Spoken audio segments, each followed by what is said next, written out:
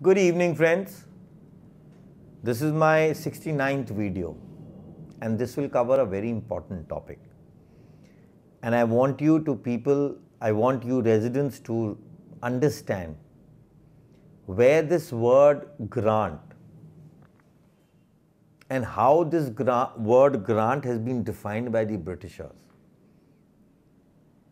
We need to understand when the Britishers actually started administering the Indian regime or the Indian terrain, what they actually were looking for, their basic principle.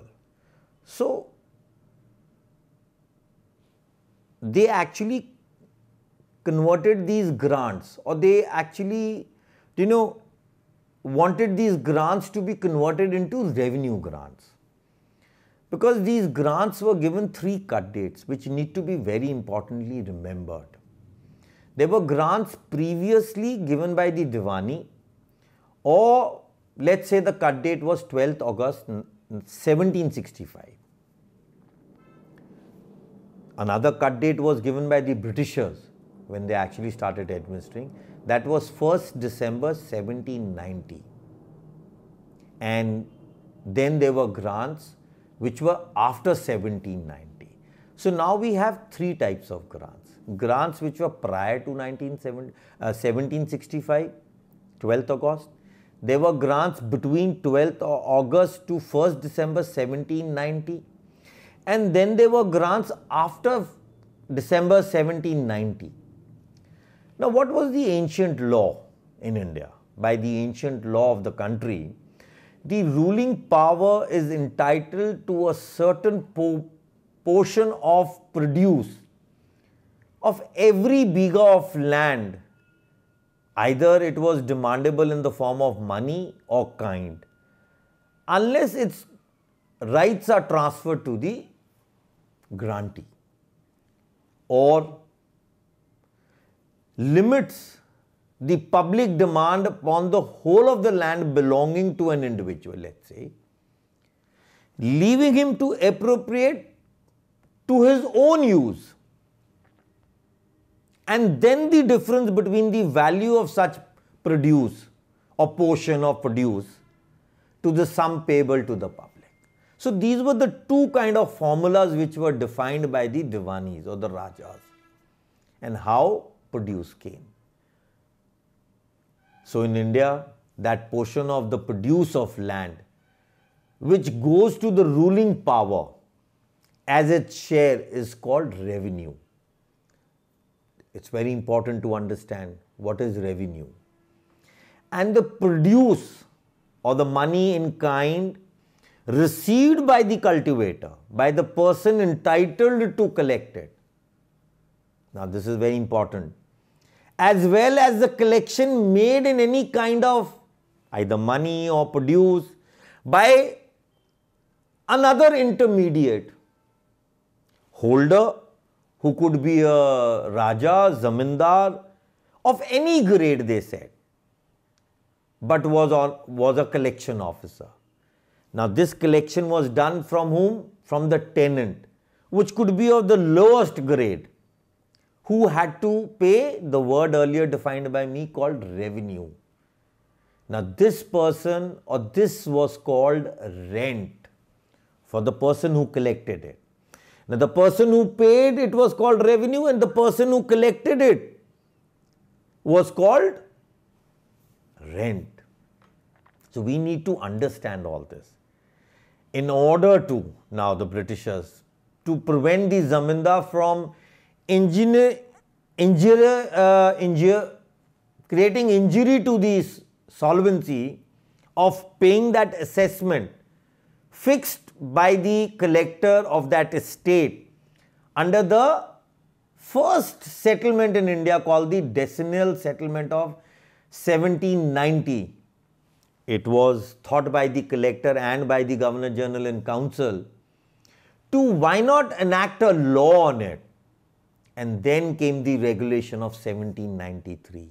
So I have given you some cut dates above 1765, 1790 and grants after 1719 under the regulation of 1793. these rules which were formed by the Governor General and Council, it was very clearly said that no British officer is allowed to give a grant except the Governor General. And these grants which were given after 1790 could not be revenue-free or rent-free grants. This is very important. I've been using these words. Now, if there is a grant of an estate, even the zamindar were restricted from settling their lands with any person under pattas, written according to any form not approved by the collector, or the term was restricted to 10 years. So now understand, no zamindar or a raja could give a grant for more than 10 years, and that also on an approval of the collector. But here the Governor General says in 1793 regulation, it very clearly says, but if it is for a tank, a house, a garden, or a cultivation of a a fruit garden, it could have been done. So everywhere the Britishers started playing that can be and cannot be. So the British government, when was taking full administration of the country, found that they were under this system prevailing before 1765 by the emperors, subedars, rajas. Large holding of properties were with zamindars, talukdars, rotwaris, pattadaris, name it and anybody. And these lands were on rent-free sanads. Now this sanad is an Indian name to that word called grant. Now the effect of such transfer was to convey proprietary rights as parting away with grant, without any reservation of being asked for rent, and such transfer according to the common law of the country were considered to be alienated of the revenue which the government was demanding on these lands.